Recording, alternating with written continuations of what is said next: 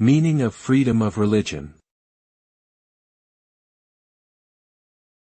Freedom of religion. Freedom of religion. Freedom of religion. Freedom of religion.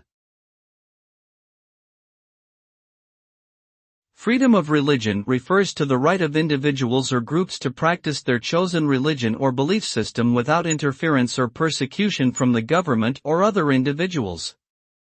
It is an essential human right and is enshrined in many international human rights declarations and legal documents. This freedom includes the ability to worship, pray, and participate in religious activities openly and without fear of retribution. It also means that individuals have the right to change their religion or hold no religious beliefs at all. Overall, freedom of religion promotes tolerance and harmony among diverse communities.